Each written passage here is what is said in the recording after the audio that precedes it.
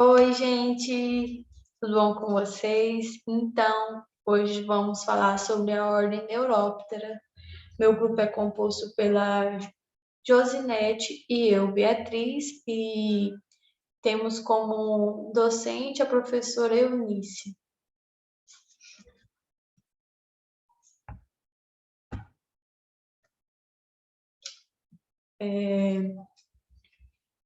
Neuróptera, né, vem de neuros, que quer dizer nervuras, e ptera, que quer dizer asas. Então, nervura das asas, que diferencia muito em relação às famílias, né?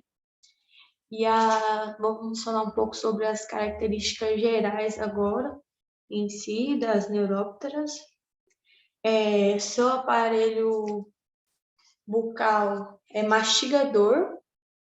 Elas contêm dois pares de asas membranosas, quatro asas membranosas, né? Sua nervação é bastante variada, de acordo com cada família. Ela possui cabeça livre, de aspecto variante, seus olhos compostos laterais e proeminentes. O ocelo varia entre presentes e ausentes, dependendo de cada família. Sua antena é moniliforme, também tem algumas filiforme e outras cravadas. A maioria é filiforme e cravada. Moniliforme são poucas as famílias. E o seu tórax é de aspecto primitivo, com duas regiões bem desenvolvidas. Normalmente seu abdômen é alongado, cilíndrico, com 10 sedimentos e 6 cercos. Suas pernas são ambulatórias e geralmente curtas, pode ser raptatórias, dependendo da família. Seus últimos segmentos do abdômen normalmente é o ovipositor, através dele que elas depositam seus ovos. Seu desenvolvimento é por holometabolia, que no caso seria de fase larval para pupa e por fim inseto adulto. A maioria são terrestres, as suas larvas são predadoras. A gente tem um videozinho mais à frente explicando sobre a formiga-leão e sua forma larval. São conhecidas mais de 3.500 espécies e são extremamente úteis no controle biológico, tanto agrícola quanto até mesmo em casa. Agora vamos já soltar um videozinho aqui, inicial.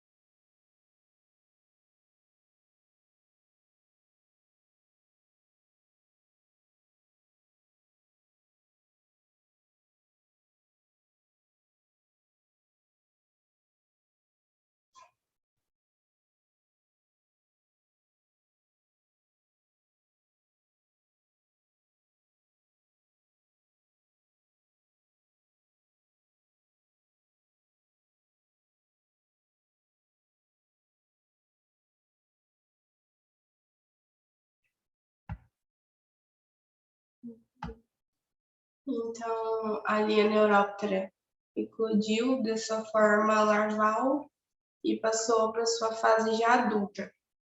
Isso, inclusive, isso faz parte do ciclo de vida deles. Então, como eu já tinha dito, né, o aparelho bucal dele é o mastigador, bem visível nessas imagens. Seus pares, seu par de asa, né, 4 asas membranosas, os seus ocelos presentes e ausentes. Vamos ver algumas famílias mesmo mais para frente, que dá para perceber certinho qual que tem os ocelos, outros não.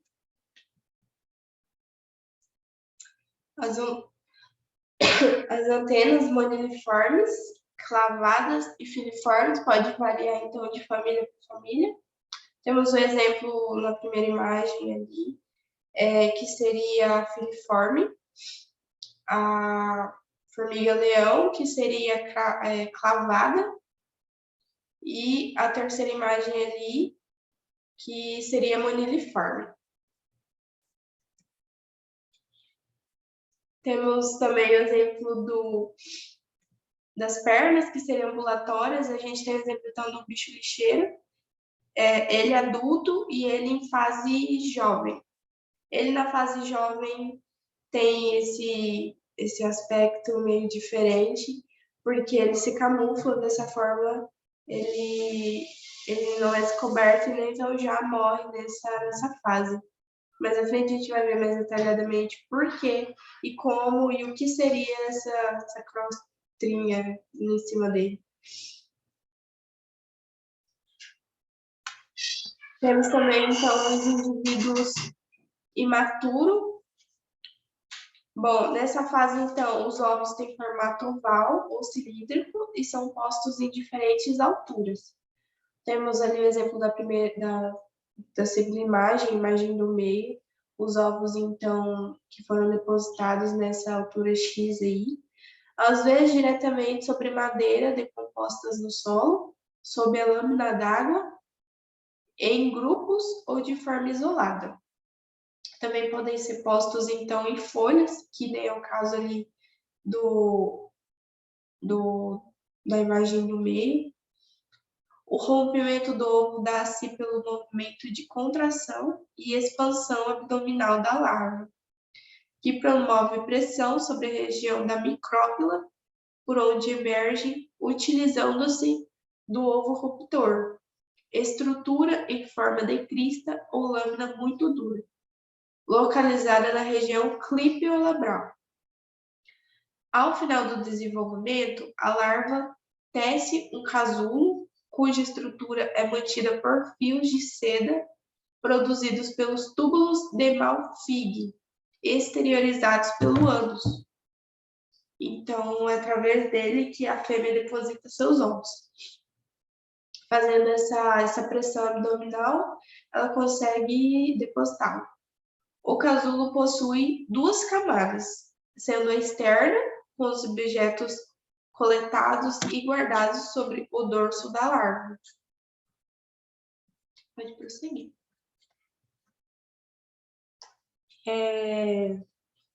Na fase dele adulto,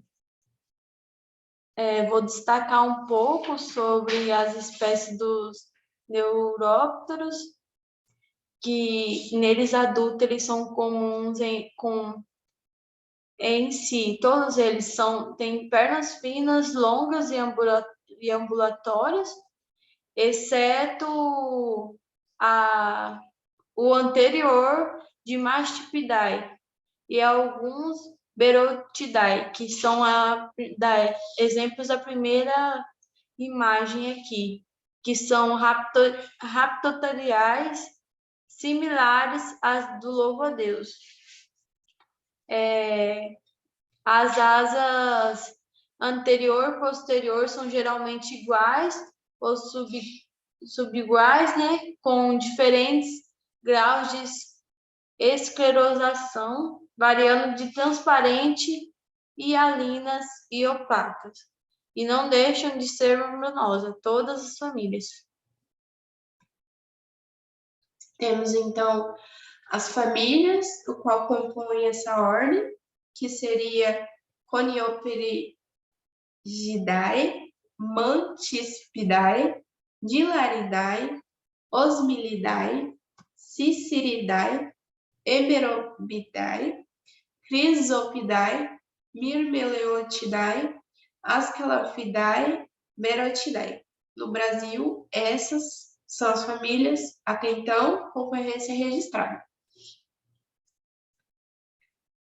Então, a gente conta com a família Conioperigidae, tendo a principal diferença morfológica dessa família o corpo de tamanho pequeno e são cobertos por uma camada de cera branca, como a gente pode observar então na imagem ao lado.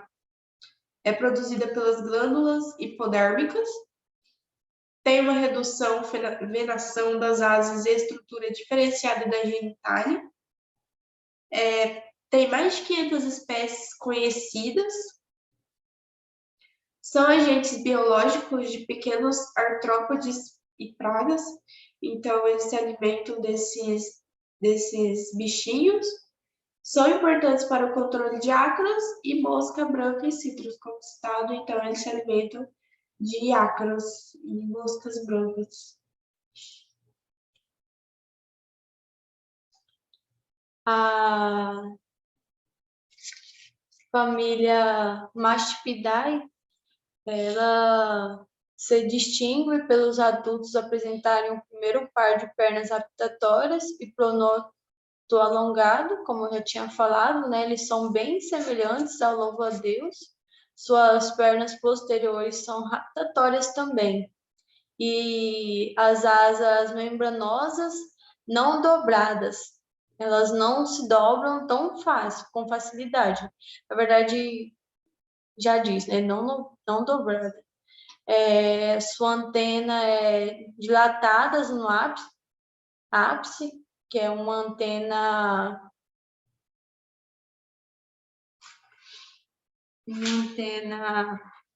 cravada.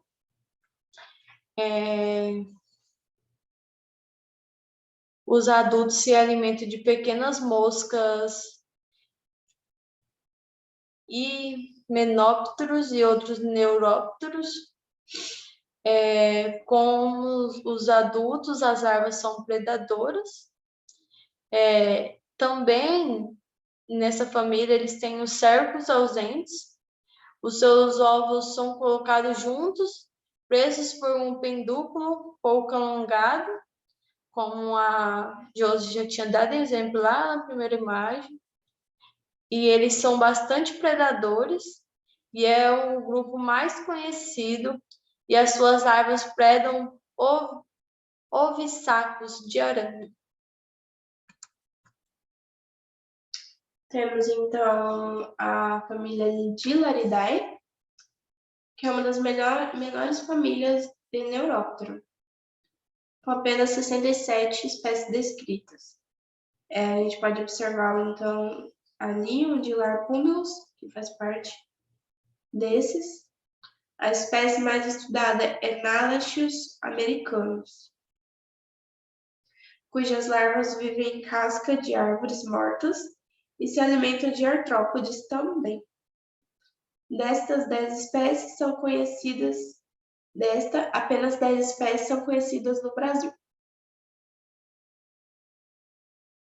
Temos também a família Osmilidae, que é considerada relativamente pequena, com 160 espécies conhecidas e apenas 2 espécies são conhecidas no Brasil.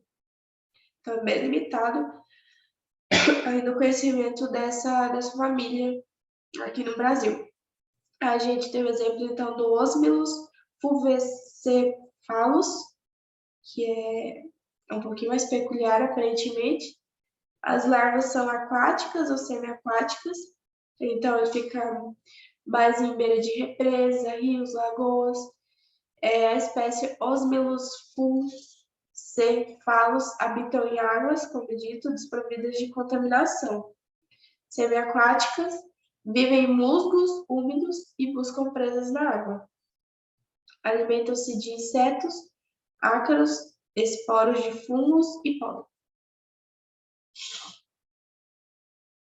Temos também a família Ciceridae, que é uma família pequena, com cerca de 50 espécies conhecidas. As fêmeas depositam seus ovos na forma de pequenas massas, com 2 a 5 ovos em vegetação ou objetos próximos sob a água. A gente pode, então, pegar o exemplo daquela imagem lá, a princípio, quando eu disse que estavam os ovinhos depositados numa folha, poderia, inclusive, ser dessa espécie, porque eles podem, então, depositar ovos em vegetação, objetos próximos sob a água. E a folha tem chances de ser. Eclodem em torno de 8 dias. As larvas recém-eclodidas caem na água, então, e alojam em superfícies ou em cavidades de esponja. No terceiro íster desse inseto, eles abandonam a esponja e emergem adultos de 5 a 6 dias. Os adultos habitam a vegetação ciliar e se alimentam de pulgões e pólen. Então, a família Hemerobidae, ela tem bastante importância, pois são predadores do cultivo de café. É uma das maiores famílias das neurópteras, cerca de 600 espécies conhecidas. Elas se alimentam de pequenos artrópodes, como pulgões, cochonilha, ácaros, entre outras pragas agrícolas. Elas são semelhantes aos crisópidos, porém são paradacentos e menos abundantes. Eles ocorrem nas folhagens das árvores e arbustos. Quase todos, né? Como a gente percebeu, eles se alimentam de pulgões, cochonilhas, ácaros e entre outras pragas. Então, por isso que eles são benéficos, né? A nossa agricultura. E a Hemerobidae, eles fizeram um estudo também, onde avaliaram a diversidade de hemerobideios em cafeeiros e a sua relação com pragas agrícolas. Eles obtiveram resultados positivos com populações da espécie Nusalara tessillata e também a Megalomus impudius com a população da cochonilha, e conseguiram ver bastante resultados com isso. Temos, então, a família Chrysopidae também, que seria, então, a família do bicho lixeiro. Temos ali o exemplo dele ao lado. É uma das maiores famílias da Neuróptera, cerca de 300 espécies descritas e várias ainda não descritas. Só no Brasil tem cerca de 148 espécies conhecidas. Os crisópidos são predadores de várias ordens e famílias, como afídeos, tripes, cochonilhas, cigarrinhas, moscas brancas, psilídeos, coleópteros, ovos e larvas, dípteros, outros neurópteros, lepidópteros, ovos e lagarta e ácaros. A família Chrysopidae normalmente são encontrados em diversos tipos de ecossistemas e estão em um dos grupos mais utilizados em programas de controles biológicos do mundo. O seu corpo é um pouco mais delicado, tendo cerca de 10 a 15 milímetros. Geralmente são verdes. Suas antenas são filiformes. As asas hialinas com manchas escuras. Também, durante o dia, nas faces posteriores das folhas é onde a gente pode encontrá-los. E à noite, normalmente, em focos de luz, como, por exemplo, em casa, você pode facilmente encontrá-lo perto de sua lâmpada, ou enfim. As fêmeas põem seus ovos nas folhas também, o que é bem característico dessa ordem. Os seus ovos da extremidade de um fio delgado, como eu já dito. As larvas cobrem seus corpos com enxúvias dos insetos por elas devorados. Vocês vão entender isso no próximo vídeo agora, que a gente vai passar explicando sobre essa família.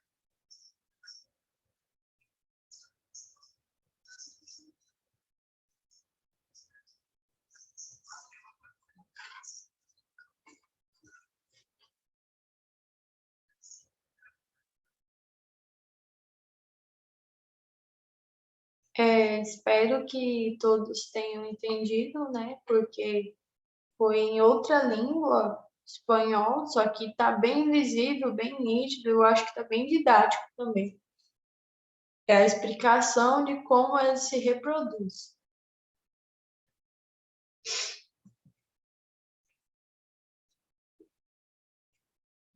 Bom, temos então a família Myrmeleotidae, tendo cerca de 2.000 espécies descritas. As larvas vivem dentro de funis construídos no solo, onde capturam a presa que veio a cair. A construção desses funis é uma característica comportamental restrita a Mimeleon linnaeus, de 1767. As larvas são conhecidas como formiga-leão. Se alimentam de besouros, aranhas, carrapatos, lagartas e larvas de outras formigas-leão. Então, a gente pode visualizar ali do lado. Normalmente, o período larval dura de 1 a 2 anos. Após o terceiro estágio, o terceiro ístase, as larvas constroem um casulo esférico feito de seda e pequenas partículas do som. Dessa forma, as formigas que passam pelo local, tanto formiga quanto qualquer outro inseto, se caem dentro desse funil, então. E se caso a presa tentar escapar, eles começam a sacudi-las e dessa forma vai caindo grãos de areia, pedrinhas e qualquer outro sedimentos ou solo que tiver lá. Depois de desenvolvidas, formam-se em pupa e depois de 3 semanas emergem os adultos. Agora vamos passar um videozinho muito interessante sobre a família Myrmeleontidae, né? Ela, sobre os casulos dela, falando bem legal, bem didática. Vocês vão perceber. No próximo, no caso. Enfim, as larvas conhecidas por formiga-leão, que no caso é essa, que a gente pode observar do lado, tanto com a joaninha e abaixo no caso, a armadilha que elas fazem. São larvas alongadas, com 3 pares de pernas, e para se alimentar, as larvas constroem então esse funil que eu expliquei sobre, de terra, ficando apenas com a cabeça para fora, e muitas vezes nem a cabeça.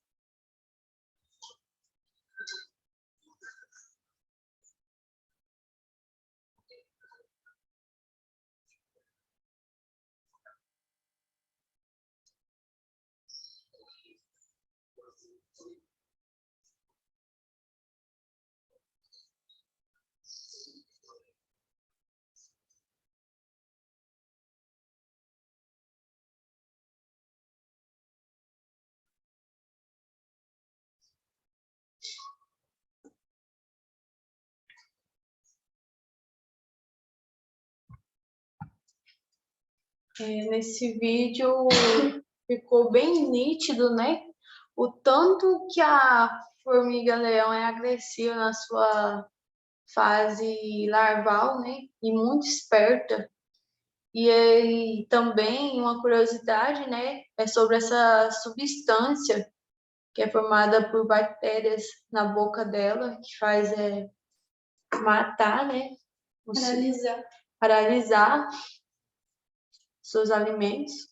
E também não é por conta do nome, né? Que é formiga-leão, que ela é uma formiga em si. Porque nem da mesma ordem ela é. Não.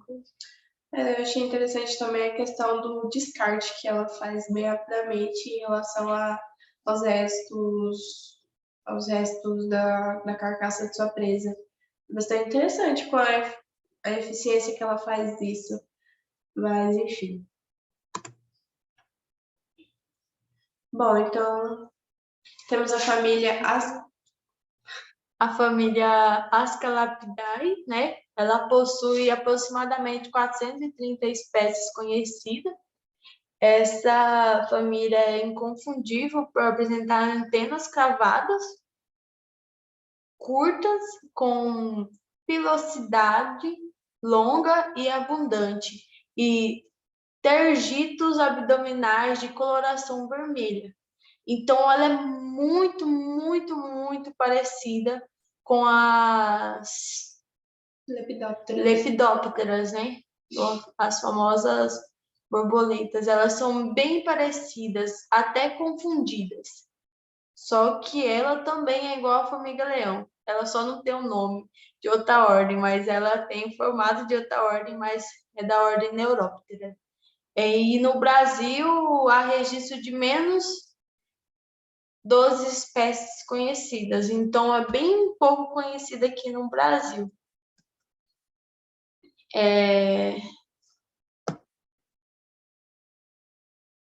A sua cabeça é larga, corpo deprimido, pousa com asas abertas, como as libélulas. Suas larvas vivem no solo, mas não fazem escavações, ficam camufladas na superfície por detritos espalhados sobre o corpo. A gente vai ver no videozinho didático mais para frente, não agora, que quase todas as espécies, se não for todas, elas se camuflam com a alimentação delas. Tipo, O que eles se alimentam, eles vão lá e pegam e vão jogando tudo em cima da sua cápsula para tipo uma proteção delas. E camuflagem também, uma forma de camuflagem. Então, a gente tem a família Berochidae, que seria... Então, a gente tem aproximadamente 100 espécies descritas. São predadores no primeiro e no terceiro instance. Bem no momento que são bastante móveis e se alimentam de cupins. No entanto, no segundo instar não se alimentam. Ele tem as pernas curtas e grossas. Então, vamos entender um pouco sobre o ciclo de vida e desenvolvimento desse inseto. Sua reprodução é sexuada, o desenvolvimento dos neurópteros é tipo holometábulo, ou seja, possui metamorfose completa, ovo, larva, pulpa e adulto. A gente tem um exemplo ali abaixo para observar. O ovo, a larva, a pulpa e após isso, então, o adulto, que a gente pode também observar lá no primeiro vídeo, lá no início do slide, como faz para eles, então, passarem de larva para adulto. Enfim, os ovos podem ser depositados livremente no solo, cimentados direto na superfície ou na extremidade de uma estrutura pelas glândulas da fêmea. No processo de cimentação, então, a fêmea coloca a ponta do abdômen sobre a superfície e começa a sair o líquido viscoso, que é aquele que também em zoom a gente pode observar antes dela depositar realmente os ovos. E após isso, ela levanta para puxar o fluido para um filamento delgado. O fluido seca rapidamente, então não tem perigo dele ficar mole, enfim. E o ovo é preso por sua extremidade posterior ao topo do pendúculo, que a gente pode observar ali na imagem abaixo também, eles todos depositados corretamente em grupo. As larvas, então, eclodem após 5 a 14 dias, mas isso depende, é claro, se caso o ovo não entrar em estado de invernagem. Eu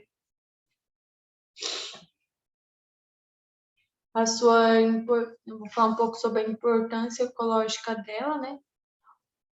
Os insetos da ordem Neuróptera têm grande importância na manutenção de ambientes naturais ou de ambientes modificados por ação antrópica, pois todas as larvas e adultos do grupo são predadores e carnívoros.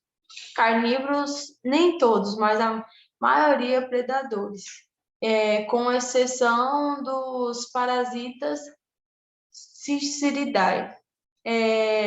Como os adultos têm hábitos alimentares distintos nas formas larvais e joviais, torna uma grande vantagem ao grupo, reduzindo drasticamente a competição interespecífica.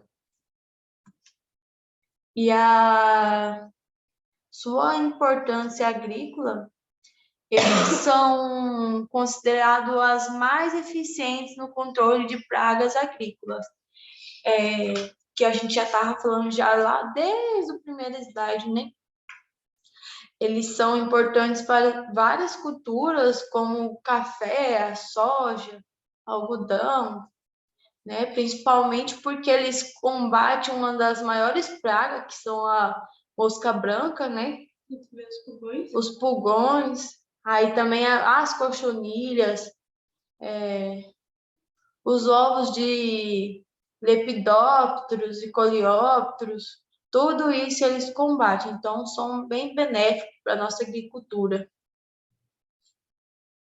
E também tem a ordem os crisópodes, né, que é uma família muito importante, pois são predadores muito vorazes e ocorrem em diversas culturas de importância agrícola, sendo capaz de alimentar-se em uma grande quantidade de suas presas, que são esses exemplos aí que a gente já deu, a mosca branca e tal, e são predadores de insetos de várias ordens. E é isso, é por isso que é a importância da agrícolas dele. Aqui vamos passar um videozinho muito didático para a gente ver o tanto que eles são, essa ordem, você fica até surpreso com o tanto que eles são inteligentes. Eles fazem de tudo para sobreviver, a alimentação deles são... Vocês vão entender no vídeo certinho.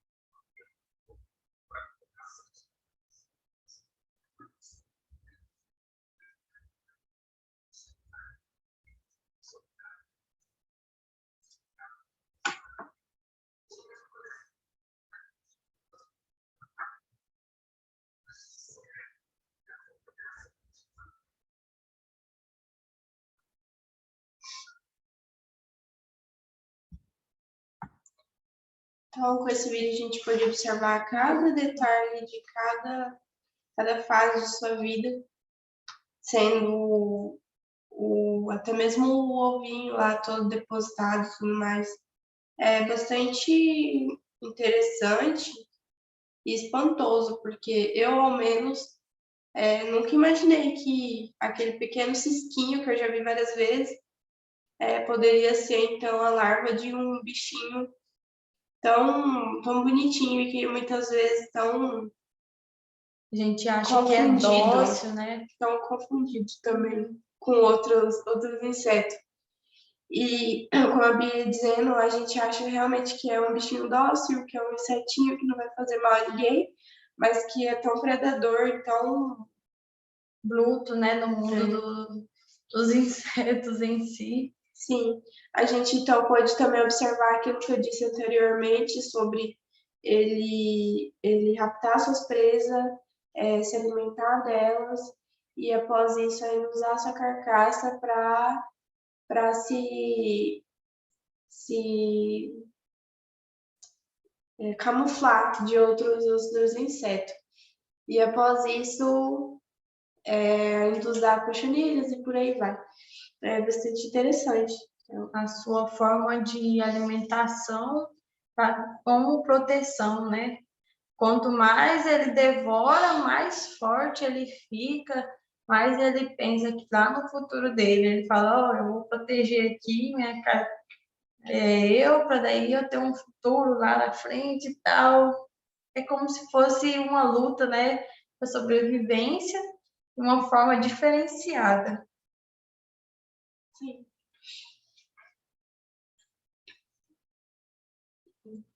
E muito obrigada a todos pela atenção. Desculpa qualquer barulho, qualquer erro. E qualquer dúvida é só entrar em contato. É isso, gente. Obrigada. Valeu.